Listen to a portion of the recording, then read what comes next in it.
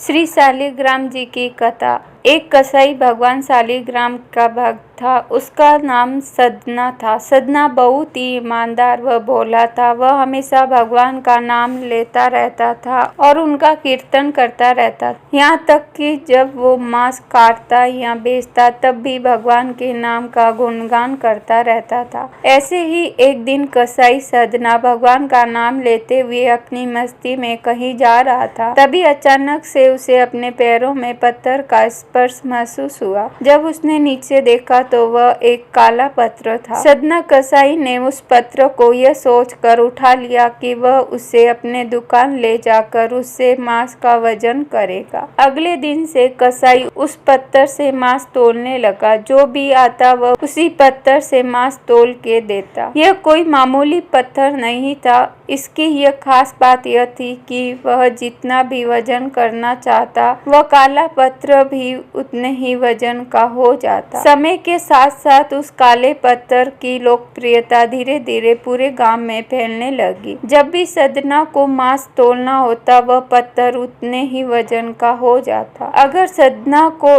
1 kilo मांस तोलना होता तो वह पत्थर 1 किलो का हो जाता। यदि उसे आधा किलो तोलना होता तो आधा किलो का हो जाता।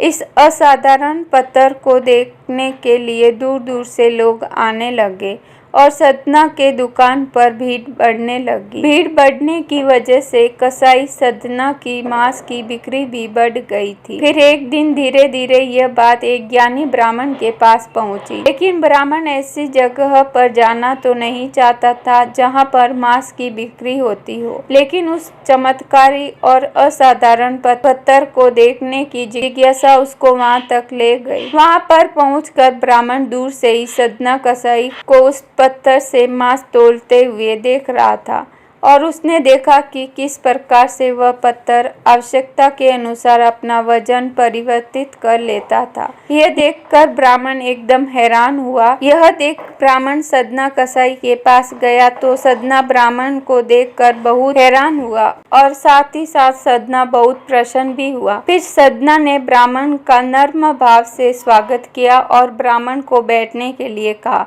फिर सदना ने उस ब्राह्मण से उसके दुकान पर आने का कारण पूछा तो ब्राह्मण ने बताया कि वह उस काले पत्थर को देखने आया है। ब्राह्मण ने बताया कि वह कोई मामूली पत्थर नहीं है, वह भगवान शालिग्राम जी हैं। ब्राह्मण क्रोधित होकर कहते हैं कि भगवान शालिग्राम जी को मांस के साथ रखना बहुत बड़ा पाप है। सदना बहुत ही सरल और भोले स्वभाव का इंसान था और यह सुनकर उसको लगा कि वो अनजाने में बहुत बड़ी गलती कर रहा था। सदना ने ब्राह्मण से क्षमा मांगते हुए कहा कि वह तो ब्राह्मण है, वह शालिग्राम जी को अपने साथ लेकर जाए और उनकी पूजा अर्चना करे। यह कहकर सदना ने उस पत्थर को ज्ञानी ब्राह्मण को दे दिया। वह ब्राह्मण शालिग्राम जी को बड़े आदर सम्मान से अपने घर लेकर आए और वहां पर भगवान शालिग्राम जी को स्नान कराया और बड़ी भक्ति भाव से उनकी पूजा पाठ शुरू कर दिया।